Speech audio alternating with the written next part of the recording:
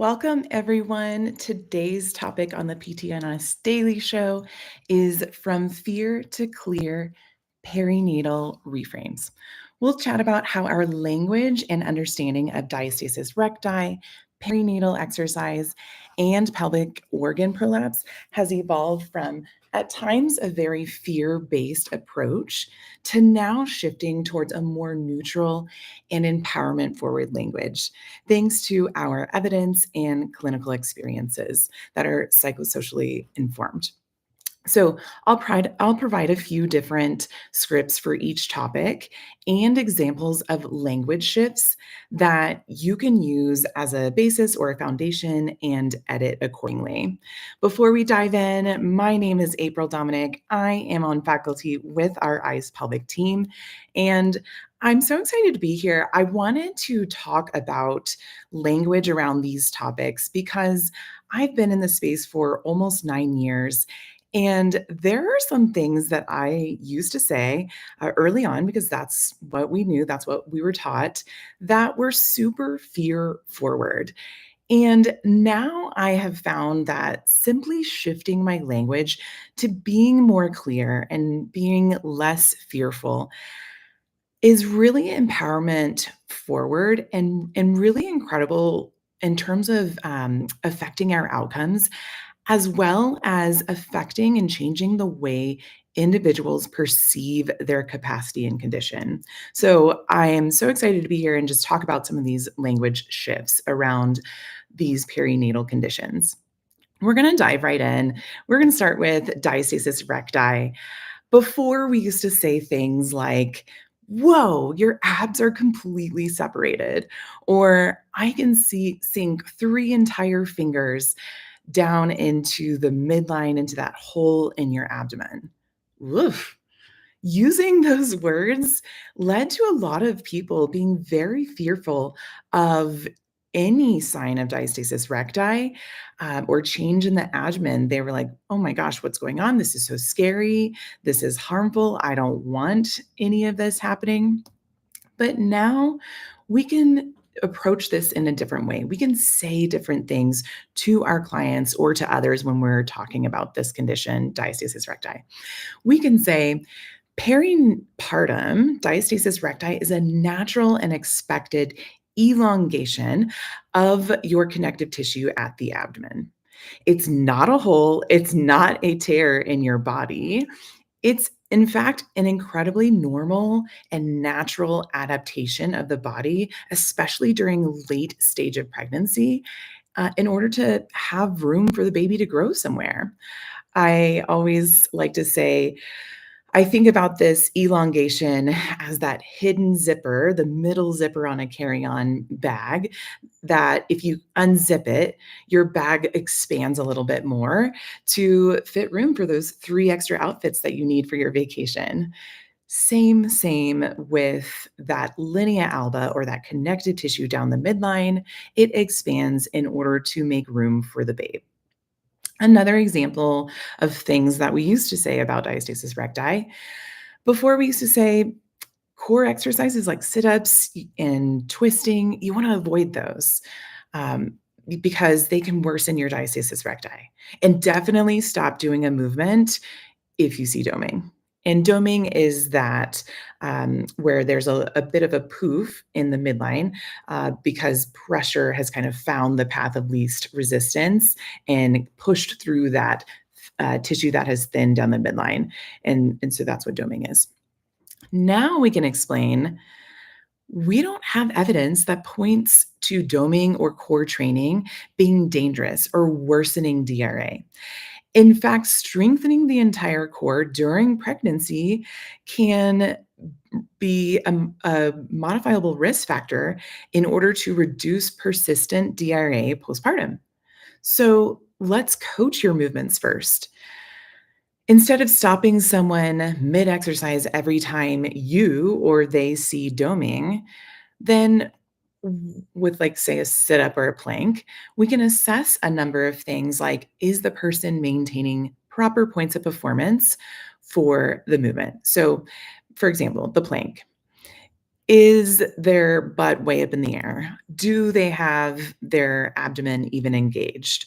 And if not, can we coach those points? Can we ask them to find an effective abdominal brace by bringing their two hip bones together? Can we have them bring their butt down and keep a neutral spine throughout? And does that change not only their points of performance, does that also change their pressure management? And do we see a bit of minimizing of that doming if we just coach them first? If it doesn't change in that regular plank, then can we make a modification for them to an elevated plank to see if that improves their form? Say it improves their form. What if we still see doming? Are we scared? No. We are not scared because we know that doming is simply that pressure inside the abdomen, finding the path of least resistance, and it won't do them harm. The second concept I want to talk about is exercise during the pregnant and postpartum period. Some things that we used to say: pregnancy and postpartum, oof, what a fragile time. Avoid challenging the body, like, don't do any heavy lifting. That cautious approach often left people feeling uncertain, weak, disconnected from their bodies. And that's unfortunate because a lot of times exercise is one of their someone's main form of fueling themselves, both in the soul, the physical body, and the brain. Now we can say to clients, strength is relative and protective. Do what feels best for you and your body, which may change daily. Lifting isn't inherently dangerous. It's about understanding your capacity. In fact, we know that there are so many mental and physical health benefits to resistance training that can help with a healthier pregnancy, a smoother labor and delivery, and healthier postpartum outcomes as well. And I hear all the time from my clients, they're in class and the coach or the trainer knows they're pregnant and say one of the exercises that is programmed is the barbell clean. And the client is told by the instructor, why don't you go ahead and, not use any weight, just do a squat or do a light dumbbell squat. And that removes a lot of the components of the barbell clean, just switching it to a squat right off the bat, blanket statement. And it also may be a move that is severely underdosed for the athlete, for where they are in their journey. Some days, a simpler or lighter modification may be exactly what that person needs or wants to do. But giving a one size fits all blanket statement or blanket modification that assumes fragility, like significantly reducing the weight or significantly altering the movement just because someone is pregnant or postpartum is inappropriate, and it severely underestimates their capacity versus asking them, hey, which movement would you prefer to do? Are you good with the barbell clean? Cool, cool, cool. If not, then still sticking with the stimulus and going from there so that you're supporting their strength goals. So it's important as rehab providers that we arm our clients with guidelines and with options for movement so that they feel they have the agency to perform a lift as is or modify based on how they're feeling. And reassuring them that, hey, barring complications, heavy resistance training throughout pregnancy and postpartum is not dangerous. And it can also be helpful and protective for their health and well being. Another example of perinatal exercise for things we used to say that are a little more fear focused is okay, wait 6 weeks until you return to exercise postpartum. Don't do any movement, just walk. Now we can educate patients. Hey, timelines vary. Some people use return to exercise and movement earlier than others, and you can do what your body feels ready for. That 6-week rule isn't one size fits all. Instead of arbitrary timelines for return to strength impact in sports, we look at how the person in front of us is feeling and healing, especially if they're postpartum. What's their support like? What's their fueling like? As well as any complications that they may have had during pregnancy, during labor and delivery. Are they breastfeeding? How's their sleep? Like, we're taking all of these things into consideration when guiding them on their postpartum return to fitness. And this is so exciting. You've heard Christina talk about this, but we last month have the updated Canadian guidelines for physical activity throughout the first year postpartum. We had that article come out from Margie Davenport and her team, and they recommend returning to running and resistance training is generally safe once surgical incisions or perineal tears have sufficiently healed, and vaginal bleeding does not increase with moderate to vigorous physical activity. Furthermore, they also talked about recommending light intensity physical activity after childbirth. That is encouraged as early mobilization has been associated with better health outcomes. All right, team, we're on to our third topic. That is pelvic organ prolapse. Things we used to say that were fear forward. Your organs are falling out. I mean, if that language alone isn't enough to make anyone feel anxious, like, I don't want my bladder to be sitting on the floor. Ugh. But now we take a much more empowered and informed approach. Now we can say things like, your organs have shifted positions. This is especially true in that postpartum period. Tissue is still swollen and healing after carrying a baby for 9 months or close to it.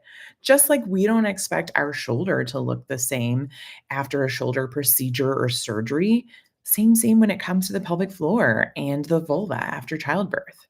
There may be some slight shifts in real estate that are temporary, or some may stick around for longer. Language matters. And we know that words like falling out can increase fear and contribute to an already sensitized nervous system in that postpartum period, right? A lot of stuff is going on. We don't need to add more with our language. I once treated someone for their prolapse, and a year later, their daughter came in. She was in her 30s and she was recently postpartum. And she came in for an evaluation, and she was just terrified because her mom used to tell her when she was younger, "Honey, keep your core sucked in. You don't want your bladder landing on the floor like it did after I gave birth to you." I mean, this makes so much sense. No wonder this person was so scared of any sort of prolapse symptoms. Um, and so it took, like, some language reshifting to let her know, "Hey, you are exactly where you need to be. Um, these tissues are slightly shifted, but I have faith that they are going to, with conservative care, they're going to be less sensitive, and you're going to be back to doing the things that you love to do. Your bladder is not going to fall out on the floor." So reminding someone that, hey, prolapse is a change or a shift in position of the tissue, and it doesn't mean that the person is broken. The final thing about pelvic organ prolapse, before we used to say, hey, avoid heavy lifting if you have a prolapse. It can make it worse. And now we want to explain, with an individualized rehab-based and progressive overload approach, the key is that we can help you manage these conditions, and we can build strength. Avoiding movement isn't the answer because it only further deconditions an individual, and it contributes to that sedentary behavior, which can increase their prolapse symptoms. So, with a personalized orthopedic and pelvic floor assessment, we can use techniques like pressure management with lifting, or tools like pessaries to help them do a potentially sensitizing activity with less symptoms, just with our guidance. So we can show them the power of progressive overload and building strength at a rep scheme that is sub symptoms. We want to show people how they can stay in the gym and live active lifestyles through education. Surgery does not have to be their only option when it comes to prolapse. All right, so there you have it, you all. The way we talk about pelvic health has certainly evolved from super scary, fear forward language to now we are shifting towards neutral and informative language thanks to blending our research and psychologically informed clinical experiences. And that's a good thing. Reframing our beliefs and shifting words as clinicians not only influences our beliefs, but it also helps our patients in the way they perceive and manage their conditions. I hope you found those example scripts helpful when reframing how you talk about diastasis recti, prolapse, and perinatal exercise. So instead of using words like, your organs are falling out, you've got a hole in your body, you're pregnant and postpartum, therefore you're so fragile, you could shatter if you lift heavy. We owe it to our patients and their mental and physical well being to steer the ship away from fear towards more clear and realistic explanations that inspire and celebrate their bodies. Catch us on the road. We are headed to Bellingham, Washington. Rachel and Heather will be there April 11th and 12th in our pelvic live course. And then May 31st, the entire pelvic team will be at our pelvic summit in Raleigh, North Carolina. This will be an unforgettable experience and so much fun. And as a reminder, this is the final pelvic podcast coming to you on Instagram. Otherwise, we are moving and shifting towards the Daily Show being on the ICE Physio app. So go ahead and download that if you haven't already. Thank you so much. Stay tuned, and we'll see you on the app next Monday. Cheers.